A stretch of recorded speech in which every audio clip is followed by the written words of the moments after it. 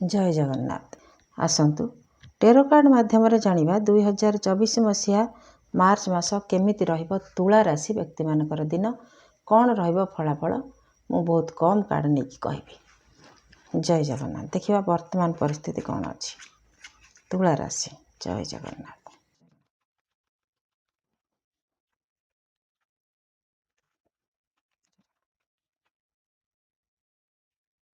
किछि गोटे सफलता पाइबा पई आपण बहुत चाहूचंती किछि गोटे दुख परिस्थिति रु केमिति बाहरी आसीबे किंबा सेथिरे आपणको गोटे सफलता मिलिबो किछि गोटे कंपटीशन भली दुखद परिस्थिति जो थरु आपण बाहरिबा को चाहूचंती किंतु हेई पारु नै।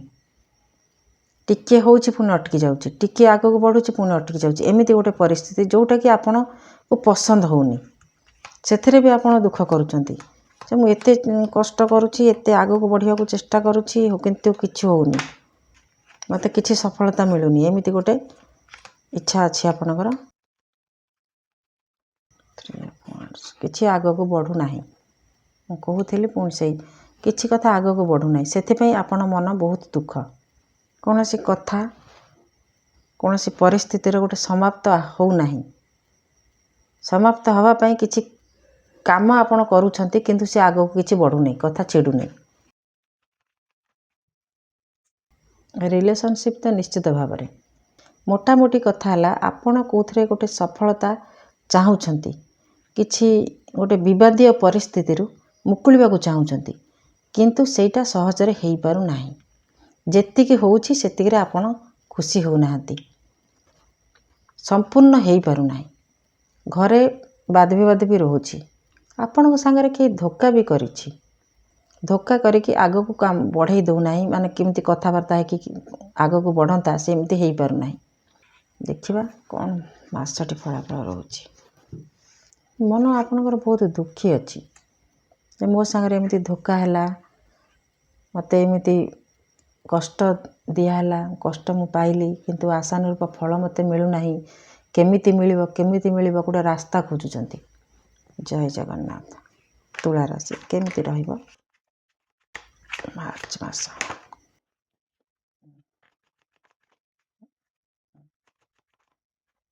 3 नंबर बेसी की आसुछि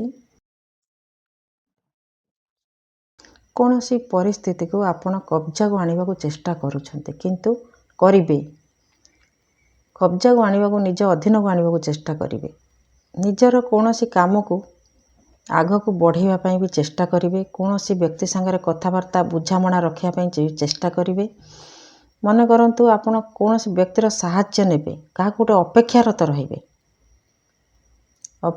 रहिबे जे ता द्वारा आपण किछि काम करिवे एमिति गोटे सिचुएशन भी आपण पई आसी पारे।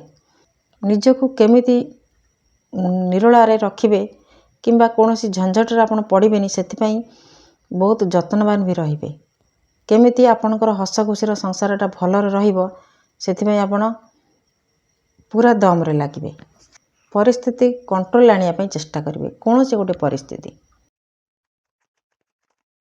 परिस्थिति जे कि झुली की अच्छी जो परिस्थिति की झुलिबा अवस्था रे अच्छी से परिस्थिति आपण केमिति सजाड़िबे ताकू केमिति कंट्रोल को आनिबे आपण बहुत योजना करिवे आपण घरे किछि खुशीर मुहूर्त भी कटई पारंती माने किछि फंक्शन सेलिब्रेशन हेई पारे सेलिब्रेशन पार्टी किछि हेई पारे रिलेशनशिप हो पार्टनरशिप बिजनेस हो आपण पई किछि असुविधा जे तयारी करथुले सेथिरे आपण को टिके ताकू आपण कंट्रोल को आनिया पई कहा संग हाथ मिलई पारंती आपण कळे बेले कौशले केमिति काम को करिवे सेथि पई कोनोसी व्यक्तिर सहायता तो निश्चित भाव रे नेबे से व्यक्ति संगे बुझामणा आपण ठीक ठाक रखिबे आपनकर सबु काम रे ताकू शामिल करिवे एमिति भी सूचना मिलुछि। रिलेशनशिप भी आपण सजाड़िबे जदि आपनकर किछि बिगड़ी जाइछि ताकू सजाड़िया पई भी चेष्टा करिवे मोटा मोटी आपनक मनरु जतेबेले भय आपण भय शून्य रहिबे किछि व्यक्ति हो किछि सिचुएशन हो ताकू आपण निज कब्जा को आनिबा को चेष्टा करिवे ଯେମିତି ଆପଣ ଚାହିଁବେ ସେ ପରିସ୍ଥିତି ସେମିତି ହେବ। ଏମିତି କିଛି କରିବାକୁ ଚାହିଁବେ, ଆଉ ସେଇ ଚାହିଁବେ ତ କହି ହେଉନି, ଏଇଟା ଚାହିଁବେ ମାନେ ହେବ। ସେଇ ପରିସ୍ଥିତି ଯାହାକୁ ଆପଣ ହ୍ୟାଣ୍ଡେଲ୍ କରିବାକୁ ଚାହୁଁଛନ୍ତି ସେ ଆପଣଙ୍କ ଇଚ୍ଛା ଅନୁସାରେ ସେ ପରିସ୍ଥିତି ଆସିବ। ଆଉ ସେଇ ଖୁସିରେ ଆପଣ ସେଲିବ୍ରେସନ୍ ବି କରିପାରନ୍ତି। ନିର୍ଭୟ ହୋଇକି ଆପଣ କାମ କରିବେ। କୌଣସି ପରିସ୍ଥିତିରେ ଆପଣଙ୍କର ବିଜୟ ହେବ। ବର୍ତ୍ତମାନ ପରିସ୍ଥିତିରେ ଯେଉଁ ଦୁଃଖ ଚାଲିଛି, ଯେଉଁଟା ଆପଣଙ୍କ ମନକୁ ପାଉନି, ସେହି ପରିସ୍ଥିତିରେ ଆପଣ ବିଜୟ ହାସଲ କରିବେ। କଳେ ବଳେ କୌଶଳେ ଆପଣ କାମ କରିକି ଦେଖାଇବେ, ଆଉ ଖୁସି ବି ମନେଇବେ।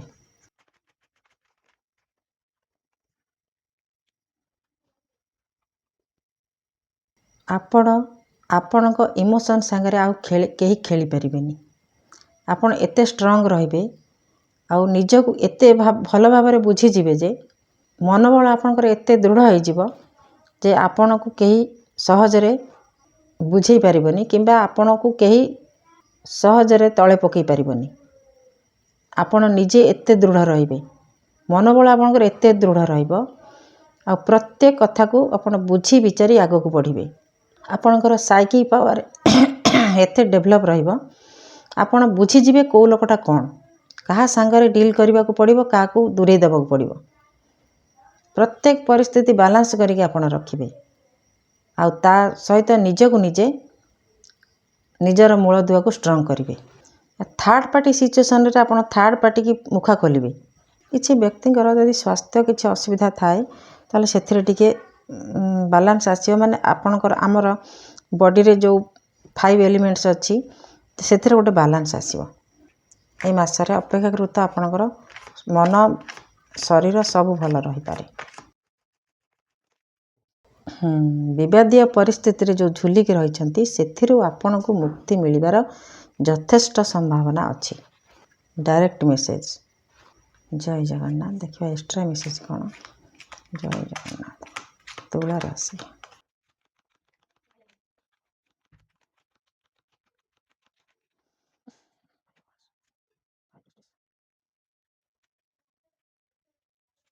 ମ୍ୟୁଜିସିଆନ୍।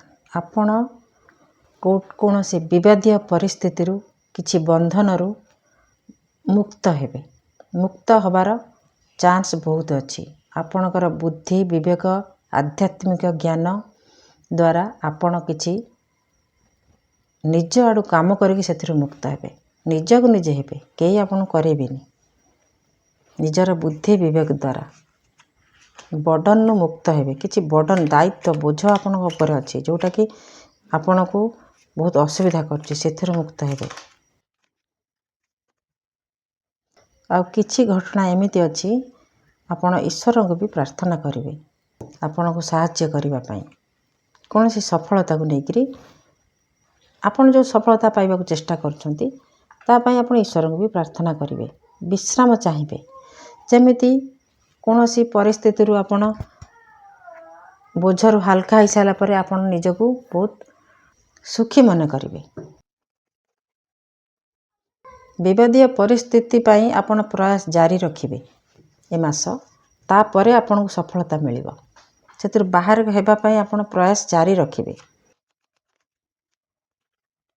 ରିଲେସନସିପ୍ ସଜାଡ଼ିବା ପାଇଁ ଆପଣ ବହୁତ ଚେଷ୍ଟା କରିବେ, ଆଉ ଭଲ ରଖିବା ପାଇଁ ବି ଚାହିଁବେ। କିଛି ରିଲେସନସିପ୍ ସଜାଡ଼ିବେ। ଯେଉଁ ରିଲେସନ୍ କି ଝୁଲିବା ପରିସ୍ଥିତିରେ ଥିଲା, ସେହି ରିଲେସନ୍କୁ ଆପଣ ସଜାଡ଼ିବା ପାଇଁ ଚେଷ୍ଟା କରିବେ।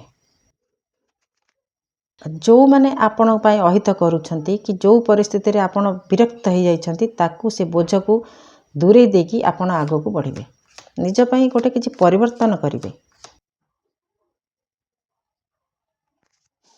ଇଏ ହେଲେ ସୀତାମାତା, ପିଓରିଟି। ଆପଣ ନିଜକୁ ସତ୍ୟର ପୂଜାରୀ ବୋଲି ଭାବିବେ। ତା ଛଡ଼ା ଆପଣ ନିଜକୁ ସତ୍ୟର ପୂଜାରୀ ବୋଲି ଧରି ନିଅନ୍ତୁ। ସତ୍ ପଥରେ ଚାଲନ୍ତୁ, ଆପଣଙ୍କୁ ଯେମିତି ହେଲେ ନ୍ୟାୟ ମିଳିବ। ସୀତାମାତା ଏ ଆପଣଙ୍କର ଏ ମାସର ଦେବୀ।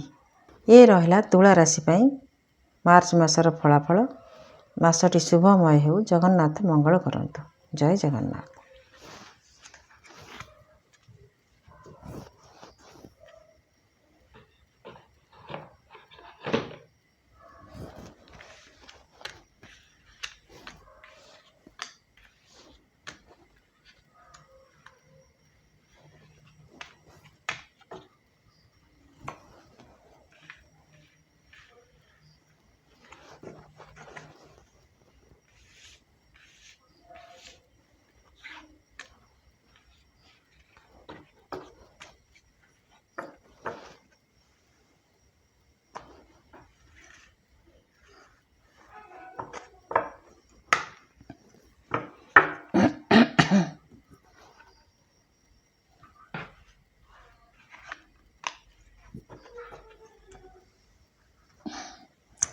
ଜୟ ଜଗନ୍ନାଥ। ଆସନ୍ତୁ ଟେରୋ କାର୍ଡ଼ ମାଧ୍ୟମରେ ଜାଣିବା 2024 ମସିହା ମାର୍ଚ୍ଚ ମାସ କେମିତି ରହିବ ବିଛା ରାଶି ବ୍ୟକ୍ତିମାନଙ୍କର ଦିନ, କ'ଣ ରହିବ ଫଳାଫଳ।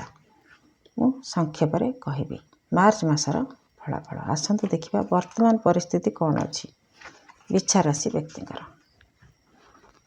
ଜୟ ଜଗନ୍ନାଥ। Five of wands. କିଛି ଗୋଟେ ବିବାଦୀୟ ପରିସ୍ଥିତି ଅଛି। କୌଣସି କାମରେ ବାନ୍ଧି ହେଇକି ରହିଛନ୍ତି। Five of source. ଯେମିତି ଆପଣଙ୍କ ମନକୁ ବହୁତ ଗୋଟେ ଧକ୍କା ଲାଗିଛି। ବାନ୍ଧି ହେଇକି କେଉଁ ଜାଗାରେ ରହିବାରୁ ଗୋଟେ ଜାଗାରେ ଆପଣଙ୍କୁ ବହୁତ ଦୁଃଖ ବି ହେଉଛି। କିଛି ଗୋଟେ ବିବାଦୀୟ ପରିସ୍ଥିତିରେ ଆପଣ ଫସି ବି ଯାଇଛନ୍ତି।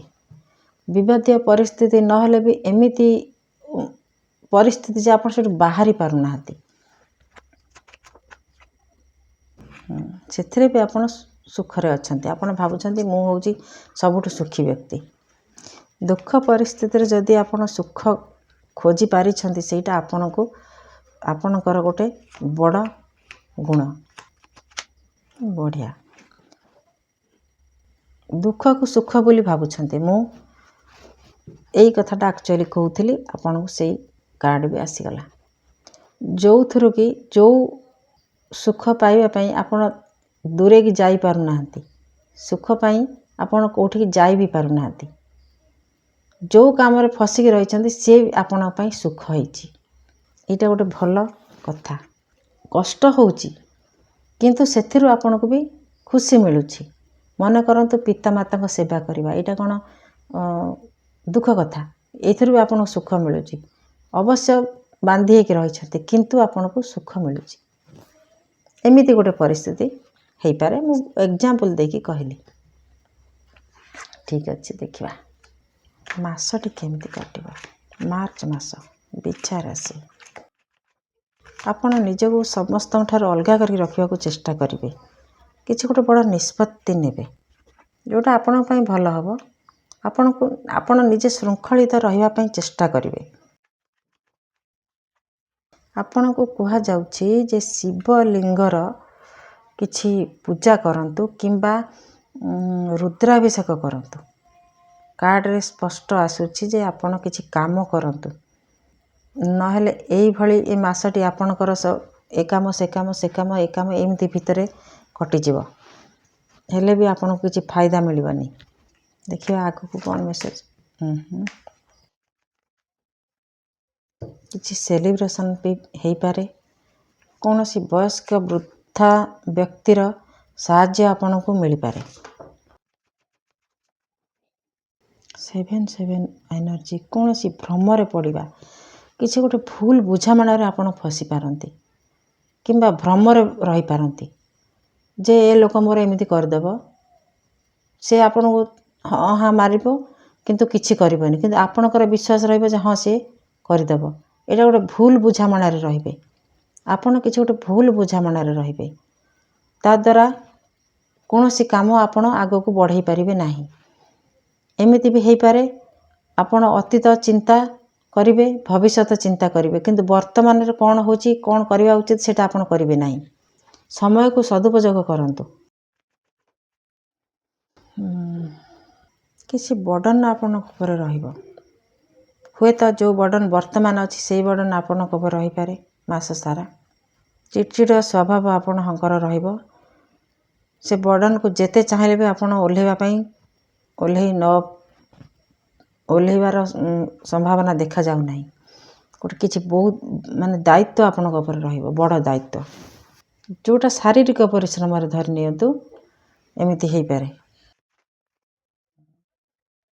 ଈଶ୍ୱରଙ୍କୁ ପ୍ରାର୍ଥନା, ଈଶ୍ୱର ଆପଣଙ୍କ ପ୍ରାର୍ଥନା ଶୁଣିବେ। କୌଣସି ବ୍ୟକ୍ତି ଯଦି ଆପଣଙ୍କ ପରିବାରରେ କୌଣସି ବ୍ୟକ୍ତିର ସ୍ୱାସ୍ଥ୍ୟ ଅଛି ଖରାପ, ତାହେଲେ ଟ୍ରିଟମେଣ୍ଟ ଚାଲିଛି, ତାହେଲେ ସେଥିରେ ଟିକେ ସୁଧାର ଆସିବ। ଆପଣ ଈଶ୍ୱରଙ୍କୁ ପ୍ରାର୍ଥନା କରୁଛନ୍ତି ଯେ କେମିତି ସେ ଠିକ୍ ହେଇଯାଉ, କିମ୍ବା ଆପଣଙ୍କର ଯଦି ସ୍ୱାସ୍ଥ୍ୟ ଅବସ୍ଥା କିଛି ଅଛି ସେଥିରେ ବି ଟିକେ ଉନ୍ନତି ଦେଖାଦେବ।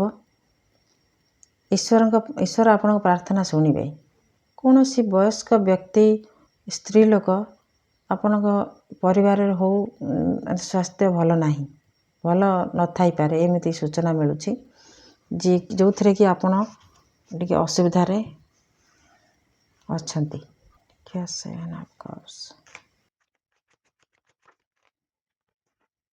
ସମୟକୁ ସଦୁପଯୋଗ କରିପାରିବେ ନାହିଁ, କାହିଁକିନା ଆପଣଙ୍କ ପାଖରେ ସମୟର ଅଭାବ ରହିବ। ଆଗକୁ ବଢ଼ିବା ପାଇଁ ଆପଣଙ୍କୁ କିଛି ସୁବିଧା ସୁଯୋଗ ନ ମିଳିପାରେ, କିନ୍ତୁ ଏ କାର୍ଡ଼ କହୁଛି ଯେ ଆପଣ ଧୈର୍ଯ୍ୟହରା ନ ହେଇକି ଯେଉଁ କାମରେ ଲାଗିକି ରହିଛନ୍ତି ସେଇ କାମକୁ କରନ୍ତୁ ଆଉ ତାକୁ ପୂର୍ଣ୍ଣ କରିବାକୁ ଚେଷ୍ଟା କରନ୍ତୁ। ସବୁଆଡ଼ୁ ଚିନ୍ତା କରିବା ଆବଶ୍ୟକ ନାହିଁ। ଈଶ୍ୱରଙ୍କୁ ପ୍ରାର୍ଥନା କରନ୍ତୁ। ଶିବଲିଙ୍ଗ ଆସୁଛି ନା, ଶିବଲିଙ୍ଗକୁ ଟିକେ କିଛି କରନ୍ତୁ, ପୂଜା କରନ୍ତୁ। ଶିବରାତ୍ରି ବି ଆସୁଛି, ଶିବରାତ୍ରିରେ କିଛି ପୂଜା ଅର୍ଚ୍ଚନା କରନ୍ତୁ। ଆପଣଙ୍କ ଦେହ ମନ ସବୁ ଠିକ୍ ଠାକ୍ ରହିବ। କିଛି କାମ କଲେ, ଠାକୁରଙ୍କର ପୂଜା ଅର୍ଚ୍ଚନା କଲେ ଆପଣଙ୍କୁ କିଛି ସୁଫଳ ମିଳିପାରେ, ଯେଉଁଟାକି ଆପଣଙ୍କର ଫ୍ରୁଟଫୁଲ୍ ରହିବ। ଆପଣ ବହୁତ ଖୁସି ରହିବେ। ଅଲ୍ ଏବାଉଟ୍ ସକ୍ସେସ୍, ସବୁ ପ୍ରକାର ସଫଳତା ଆପଣଙ୍କୁ ମିଳିପାରେ। ଆପଣ ଯାହା ଚାହୁଁଛନ୍ତି, ଯେତେ ପ୍ରକାର ଆଇଡ଼ିଆ ଆପଣଙ୍କ ମନରେ ଅଛି, ସବୁ କିଛି ପୂର୍ଣ୍ଣ ହେବାର ସମ୍ଭାବନା ଦେଖାଦେଉଛି। 3377 ଏନର୍ଜି, କିଛି ଗୋଟେ କ୍ରିଟିକାଲ ପରିସ୍ଥିତିରୁ ବାହାରିବା ପାଇଁ ଚେଷ୍ଟା କରିବେ। କିଛି କାମକୁ ଆଗକୁ ବଢ଼ାଇବା ପାଇଁ ଆପଣ ଯେମିତି ଗୋଟେ ସେଲିବ୍ରେସନ୍ କରନ୍ତି, ସେମିତି କିଛି କରିପାରନ୍ତି। କିଛି ଜଣକୁ ଡାକିବେ, ଏ କାମଟା ଆମେ କରିବା, କି ଆଗକୁ ବଢ଼େଇବେ, କିଛି ଗୋଟେ ସେଲିବ୍ରେସନ୍ କରିବେ।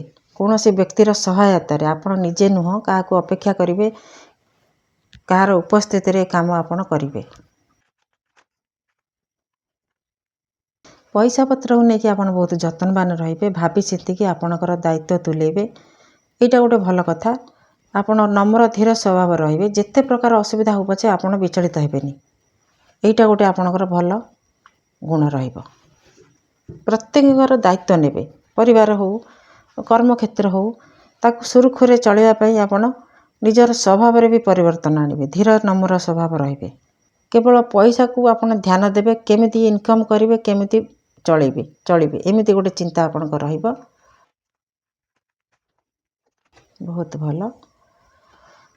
ଏଇ ଯେଉଁ ଦାୟିତ୍ୱ ଆପଣଙ୍କର, ସେଥିରୁ ଆପଣଙ୍କୁ ମୁକ୍ତି ମିଳିବ। ଏଇଟା ଗୋଟେ ଭଲ ମେସେଜ।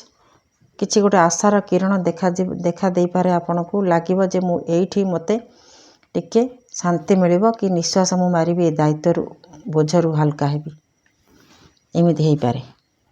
ଜୟ ଜଗନ୍ନାଥ। ମେସେଜ କ'ଣ ହେବ? ବେଳେବେଳେ ଆପଣ ଚିନ୍ତାରେ ବି ପଡ଼ିବେ, କ'ଣ କରିବେ, କ'ଣ ନାହିଁ, କେମିତି ଦାୟିତ୍ୱ ଓହ୍ଲେଇବେ, କେମିତି କାମକୁ ପୁରା କରିବେ। ସବୁ ପ୍ରକାର ଚିନ୍ତା ଆପଣଙ୍କ ମନକୁ ଆସିବ, କିନ୍ତୁ ଆପଣ ଗୋଟିକକୁ ପୂରଣ କରିବା ଆପଣଙ୍କର ସବୁ କାମ ଆପଣଙ୍କ ପାଖକୁ ଆସିବ। ବହୁତ ପ୍ରକାର ଅପରଚ୍ୟୁନିଟି ଆପଣଙ୍କ ପାଖରେ ଅଛି, କିନ୍ତୁ ଆପଣ ଗୋଟିକୁ ପୁରା କରିବାକୁ ଆପଣଙ୍କୁ ସମୟ ଅଭାବ ହେବ। ତେଣୁ ଆପଣ ଟିକେ ଦୁଶ୍ଚିନ୍ତା ବଢ଼ିଯାଇପାରେ ବେଳେବେଳେ, ସବୁବେଳେ ନୁହେଁ। ରିଲେସନସିପ୍ରେ ସଫଳତା ମିଳିବ। ଆପଣ ଜଣେ ଧୈର୍ଯ୍ୟବାନ ବ୍ୟକ୍ତି ବୋଲି ପ୍ରମାଣିତ ହେବେ। ଧୈର୍ଯ୍ୟବାନ, ଦାୟିତ୍ୱବାନ ବ୍ୟକ୍ତି ବୋଲି ଆପଣ ପ୍ରମାଣିତ ହେବେ। ପ୍ରତ୍ୟେକ କାମକୁ ସୁରୁଖୁରୁରେ କରିବା ପାଇଁ ଯେତେ ଅସୁବିଧା ବାଧାବିଘ୍ନ ଆସୁ ପଛକେ ଆପଣ ଦୋହଲି ନ ଯାଇକି ନିଜ କାମକୁ ଆପଣ ନିଜେ ଠିକ୍ ଠାକ୍ କରିବେ। ରିଲେସନସିପ୍ରେ ଟିକେ କିଛି ହେଇପାରେ ଅସୁବିଧା। ରିଲେସନସିପ୍କୁ ନେଇକି ଆପଣ ଟିକେ ଦୁଶ୍ଚିନ୍ତାରେ ରହିପାରନ୍ତି।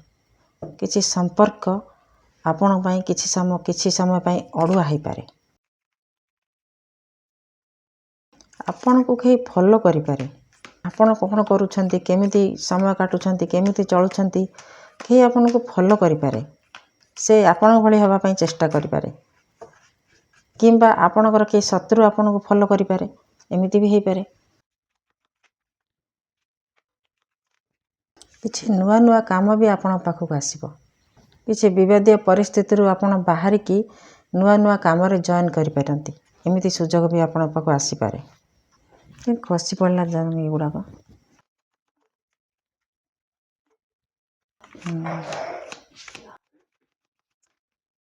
ପଇସା ପତ୍ରକୁ ନେଇକି ଆପଣ ଟିକେ ବେଶୀ ଯତ୍ନବାନ ରହିବେ। କିଛି ନୂଆ କାମ କରିକି ବେଶୀ କିଛି ଇନକମ୍ କରିବା କଥା ବି ଚିନ୍ତା କରିବେ।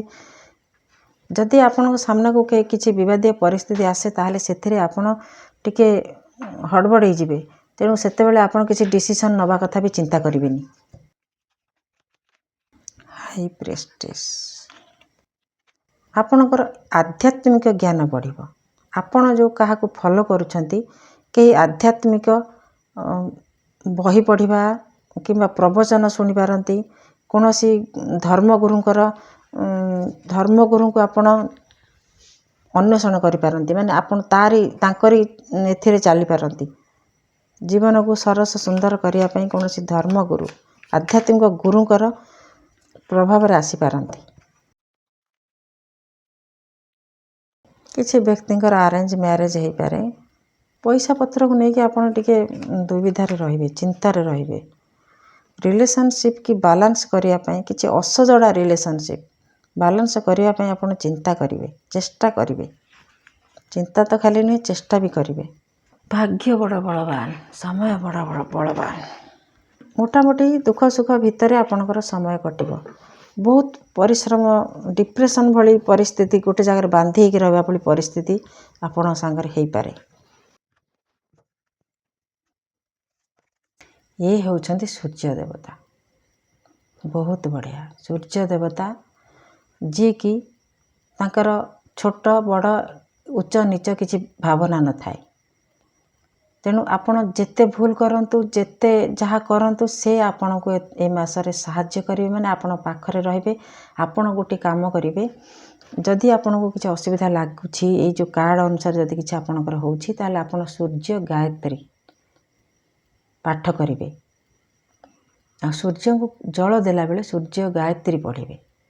ନଚେତ୍ ଅନ୍ୟ ବେଳେ ସୂର୍ଯ୍ୟଙ୍କୁ ନମସ୍କାର କରିବେ ଗାୟତ୍ରୀ ପଢ଼ିକି। ସୂର୍ଯ୍ୟଙ୍କୁ ଜଳ ଦେବେ। ଯେତେବେଳେ ଯଦି ଆପଣ ଡେରି କରନ୍ତି, ଆପଣ ଗାଧୁଆ ପାଧୁଆ ଯଦି ଟାଇମ୍ରେ ନ କରନ୍ତି, ତାହେଲେ ସକାଳୁ ଜଳ ଦେବା କଥା। ଯଦି ଡେରି ହେଇଗଲା ତାହେଲେ ଆପଣ କେବଳ ସୂର୍ଯ୍ୟ ଗାୟତ୍ରୀ ପଢ଼ିକି ନମସ୍କାର କରନ୍ତୁ। ଆପଣଙ୍କର ବହୁତ ଭଲ ରହିବ, ମନୋବଳ ଦୃଢ଼ ରହିବ। ସବୁ ପରିସ୍ଥିତି ସାମ୍ନା କରିବ। ଆପଣଙ୍କର ଗୋଟେ ଏଲିମେଣ୍ଟ, ଆମର ଯେଉଁ 5 ଏଲିମେଣ୍ଟ, ସେସବୁ ଠିକ୍ ରହିବ। ସୂର୍ଯ୍ୟ ହେଉଛନ୍ତି ଗ୍ରହଙ୍କର, ନବଗ୍ରହଙ୍କର ରାଜା ହେଉଛନ୍ତି ସୂର୍ଯ୍ୟ। ତେଣୁ ଆପଣ ନିଜେ ଷ୍ଟ୍ରଙ୍ଗ ରହିବା ପାଇଁ ସୂର୍ଯ୍ୟଙ୍କୁ ଜଳ ଦିଅନ୍ତୁ, ସୂର୍ଯ୍ୟଙ୍କୁ ନମସ୍କାର କରନ୍ତୁ। ସକାଳୁ ଉଠିକି ସୂର୍ଯ୍ୟ ଉଦୟ ବେଳେ ନମସ୍କାର କରନ୍ତୁ, ସୂର୍ଯ୍ୟ ଅସ୍ତ ହେଲା ବେଳେ ବି ନମସ୍କାର କରନ୍ତୁ। ରିୟୁନିୟନ୍ ୱିଥ୍ ୱାନ୍ସ ବିଲଭଡ୍, ରିୟୁନିୟନ୍ ହେଇପାରେ। Freedom from disease and elements, ମୁଁ କହିଥିଲି ନା, କୌଣସି ରୋଗରୁ ମୁକ୍ତ ହେଇପାରନ୍ତି। 5 ଏଲିମେଣ୍ଟସ୍ ବାଲାନ୍ସ ହେଇପାରେ। ଆପଣଙ୍କୁ ସାଧାରଣ ଭାବରେ ଆପଣଙ୍କୁ ରେସ୍ପେକ୍ଟ ମିଳିବ, ପାୱାର ଆପଣଙ୍କର ରହିବ, ବହୁତ ବଢ଼ିଆ ରହିବ। ତେଣୁ ଏ ହେଉଛନ୍ତି ସୂର୍ଯ୍ୟ ଦେବତା। ଇଏ ଆପଣଙ୍କ ସାଙ୍ଗରେ ଏ ମାସରେ ରହିବେ। ଏ ରହିଲା ବିଛା ରାଶିର ମାର୍ଚ୍ଚ ମାସ ପାଇଁ ଫଳାଫଳ। ଜଗନ୍ନାଥ ମଙ୍ଗଳ କରନ୍ତୁ, ମାସଟି ଶୁଭମୟ ହେଉ। ଜୟ ଜଗନ୍ନାଥ।